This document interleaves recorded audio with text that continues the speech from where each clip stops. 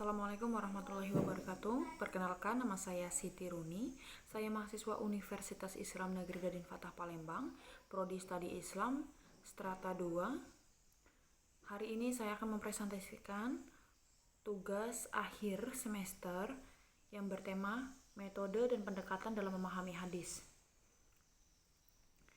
Kajian hadis memiliki posisi yang sangat penting karena hadis merupakan sumber kedua setelah Al-Quran. Kajian hadis terbagi beberapa pembahasan, diantaranya kajian ilmu mustalah al-hadis, kritik sanad dan matan, serta berkaitan dengan pemahaman hadis.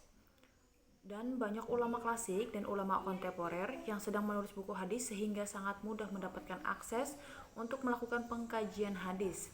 Hadis atau sunnah adalah segala sesuatu yang dinisbatkan kepada Nabi Muhammad SAW, baik berupa perkataan, perbuatan, dan ketetapan maupun sifatnya, baik sebelum diangkat menjadi Rasul atau sesudahnya. Secara epistemologi, hadis dipandang oleh mayoritas umat Islam sebagai sumber ajaran Islam setelah Al-Quran, sebab ia merupakan bayan atau penjelasan terhadap ayat-ayat Al-Quran yang masih global. Bahkan secara mandiri, hadis dapat berfungsi menetapkan suatu hukum yang belum ditetapkan oleh Al-Quran. Selain itu, Al-Sunnah oleh Yusuf Qaradawi adalah penafsiran praktis terhadap Al-Quran, implementasi realitas, dan juga implementasi ideal Islam. Pribadi Nabi Muhammad SAW itu sendiri adalah merupakan penafsiran Al-Quran dan pengejawantahan Islam. Keberadaan hadis tidak hanya telah mewarnai masyarakat dalam berbagai kehidupan, terutama dalam dunia akademisi, akan tetapi juga telah menjadi bahasan dalam kajian dan penelitian yang dapat menarik dan tiada hentinya, termasuk metode-metode pemahaman hadis serta aplikasinya. Untuk itu, saya akan membahas mengenai metode pemahaman hadis. Yang pertama, pengertian metode pemahaman hadis. Segala sesuatu butuh cara untuk mengetahui maksud tertentu, begitu pula dengan hadis Nabi. Butuh metode pemahaman agar hadis itu mampu diketahui, dimengerti, dipahami, kemudian diamalkan. Di dalam Kamus Besar Bahasa Indonesia, metode adalah cara teratur berdasarkan pemikiran yang matang untuk mencapai maksud dalam ilmu pengetahuan tersebut. Cara kerja yang teratur dan bersistem untuk dapat melaksanakan suatu kegiatan dengan mudah mencapai maksud yang ditentukan. Metodologi juga berasal dari kata metode yang berarti cara atau teknik. Metode juga diartikan sebagai cara teratur yang digunakan untuk melaksanakan pekerjaan agar tercapai tujuan sesuai yang dikehendaki. Pemahaman berasal dari kata paham yang berarti pengertian, pendapat atau pikiran, aliran atau haluan pandangan, mengerti benar atau tahu benar, pandai dan mengerti benar tentang suatu hal. Sementara pemahaman adalah proses cara perbuatan memahami atau memahamkan. Jadi, metode pemahaman hadis adalah cara yang ditempuh seseorang untuk memahami hadis. Metodologi pemahaman hadis dalam buku yang ditulis oleh Arifuddin bahwa metodologi pemahaman diartikan teknik interpretasi di mana dibagi menjadi interpretasi tekstual, interpretasi kontekstual, dan interpretasi intertekstual. Selanjutnya, saya akan membacakan prinsip-prinsip metodologi pemahaman hadis. Memahami hadis tidak semudah dengan membalikkan telapak tangan, sehingga ulama melakukan kajian secara serius mengenai bagaimana cara untuk memahami hadis. Dari itu, para ulama memberikan beberapa prinsip umum sebagai tulisan dari Abdul Muttaqin dalam memahami hadis. Yang pertama, prinsip jangan terburu-buru menolak hadis yang dianggap bertentangan dengan akal sebelum melakukan penelitian yang mendalam. Yang kedua, prinsip memahami hadis secara tematik atau maudhu'i sehingga memperoleh gambaran utuh mengenai tema yang dikaji. Ali Mustafa Yakub menyatakan hadis saling menafsirkan karena sumbernya adalah Rasulullah dan untuk memahaminya harus dengan melihat riwayat yang lain. Yang ketiga, Prinsip bertumpu pada analisis kebahasaan, mempertimbangkan struktur teks dan konteks.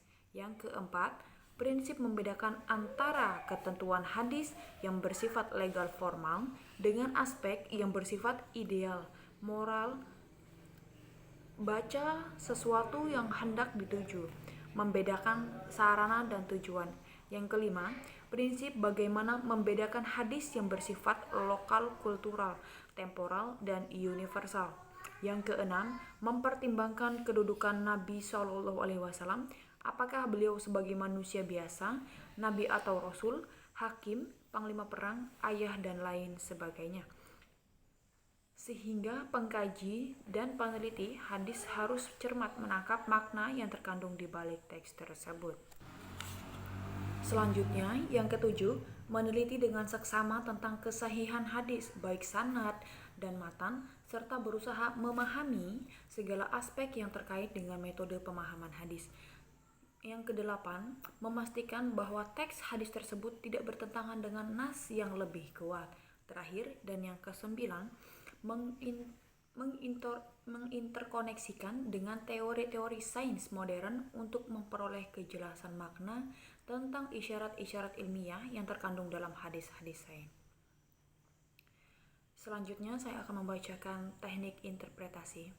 Teknik interpretasi dapat diartikan sebagai metode atau cara menafsirkan sesuatu, di mana pada tulisan ini adalah teknik interpretasi terhadap hadis. Yang pertama, interpretasi tekstual. Interpretasi tekstual adalah pemahaman terhadap matan hadis berdasarkan teksnya semata. Teknik interpretasi ini cenderung mengabaikan latar belakang peristiwa hadis atau asbab al-wurud. Dasar penggunaan teknik ini adalah setiap ucapan dan perilaku Nabi Muhammad SAW tidak terlepas dari konteks kewahyuan, bahwa segala sesuatu yang disandarkan kepada Rasulullah adalah wahyu. Contoh dari teknik interpretasi tekstual yaitu, tidaklah sholat seseorang diterima oleh Allah jika tanpa bersuci, dan tidak diterima pula sedekah dari hasil menipu. Itu adalah contoh hadis dari interpretasi tekstual. Karena itu, apa yang dinyatakan secara eksplisit sebagai hadis Nabi seharusnya dipahami seperti apa adanya, kecuali dijumpai kesulitan, maka harus ditakwilkan. Hal yang perlu diperhatikan dalam teknik interpretasi ini adalah bentuk-bentuk lafal, susunan kalimat, frase dan klausa, gaya bahasa, kejelasan lafal, petunjuk atau dalalah, makna kandungan lafal baik bersifat hakiki maupun majazi. Pendekatan yang digunakan untuk teknik interpretasi ini adalah pendekatan linguistik, teologi normatif, dan teologis atau kaidah-kaidah usul fikih. Contoh pengaplikasian interpretasi adalah bentuk matan hadis yang berupa jamawi al-kalim. Selanjutnya, saya akan membacakan interpretasi kontekstual. Interpretasi kontekstual adalah pemahaman terhadap matan hadis dengan memperhatikan asbab al-wurud yang dihubungkan dengan konteks kekinian. Dasar penggunaan teknik ini adalah Nabi Muhammad SAW adalah teladan terbaik atau uswatun hasanah. Hal yang perlu diperhatikan dalam teknik interpretasi kontekstual adalah peristiwa-peristiwa yang terkait dengan wurud hadis atau asbab al-wurud, kondisi yang dihadapi oleh Rasulullah SAW pada saat beliau mengucapkan hadis itu, pada saat beliau melakukan suatu amalan yang disaksikan oleh para sahabat atau memang bersama-sama dengan para sahabatnya. Pendekatan yang dapat digunakan dalam teknik interpretasi kontekstual adalah pendekatan historis, sosiologis, filosofis yang bersifat interdisipliner. Ziarah kubur pada awal Islam dilarang karena pemeluk Islam zaman masih dahulu masih lemah, masih berbaur dengan amalan jahiliyah yang dikhawatirkan dapat menyebabkan perbuatan syirik. Namun, setelah Islam kuat dan umat Islam sudah dapat membedakan mana perbuatan yang mengarah kepada syirik, mana yang mengarah untuk beribadah kepada Allah, maka justru ziarah kubur diperintahkan karena dapat mengingatkan pelakunya tentang hari kematian dan hari kiamat. Jika mencermati konteks yang melatar belakangi wurudnya hadis, maka dapat dinyatakan bahwa perintah dan larangan ziarah kubur tetap berlaku bila dikhawatirkan pelakunya dapat berbuat kemusyrikan jika melakukan ziarah kubur. Yang terakhir, interpretasi intertekstual. Interpretasi intertekstual adalah pemahaman terhadap matan hadis dengan memperhatikan sistematika matan hadis bersangkutan atau hadis lain yang semakna atau ayat Al-Quran yang terkait. Ambo Ase menamai teknik interpretasi dengan interpretasi antar teks. Teknik interpretasi disebut juga teknik munasabah. Dasar penggunaan teknik ini adalah penegasan bahwa hadis Nabi adalah perilaku terhadap Nabi yang merupakan satu kesatuan dengan hadis lain atau ayat-ayat Al-Quran. Di samping itu, Nabi sebagai utusan Allah menyampaikan hadis secara bertahap, sehingga kemungkinan suatu saat dengan hadis yang lain dalam satu tema berbeda dan tampak bertentangan. Dengan memahami hadis dengan interteks atau antarteks, diharapkan syarahan hadis dapat mengungkapkan kandungan yang lebih komprehensif dan sesuai dengan misi kerasulan beliau. Hal yang perlu diperhatikan dalam teknik interpretasi ini adalah hubungan antara teks-teks hadis yang lain, baik yang berada dalam satu makna atau tema yang sama melihat keragaman lafalnya, dan yang perlu diperhatikan adalah hubungan antara teks-teks hadis yang dikaji dengan ayat-ayat Al-Quran sebagai sumber ajaran dan sumber hukum Islam, terutama yang berkaitan dengan hubungan fungsional antara hadis dengan Al-Quran. Contoh hadis pada interpretasi intertekstual yaitu Abu Al-Walid telah menceritakan kepada kami, Salam bin Zarir telah menceritakan kepada kami, Abu Raja telah menceritakan kepada kami, dari Imran bin Husain dari Rasulullah SAW telah bersabda, saya melihat surga, maka saya melihat penghuninya pada umumnya adalah al-fuqara, dan saya melihat di neraka, maka saya melihat penghuninya pada umumnya al-nisa. Secara teks, hadis menunjukkan bahwa umumnya penghuni surga adalah kalangan al-fuqara dan umumnya penghuni neraka adalah al-anisa. Jika term al-fuqara diartikan orang-orang fakir atau miskin, artinya orang miskin yang umumnya calon penghuni surga, maka seharusnya yang umumnya masuk neraka adalah al-ghani atau orang kaya.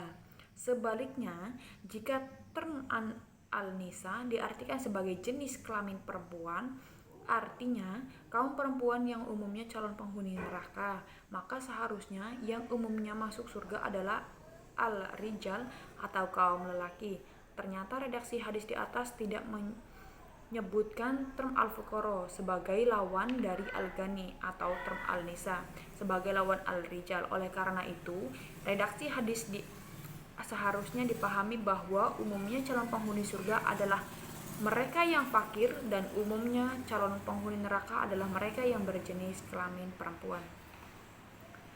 Itulah tadi hasil presentasi saya mengenai metode pemahaman hadis. Jika saya salah kata atau cara penyampaian saya kurang berkenan, harap dimaklumi. Terima kasih. Wassalamualaikum warahmatullahi wabarakatuh.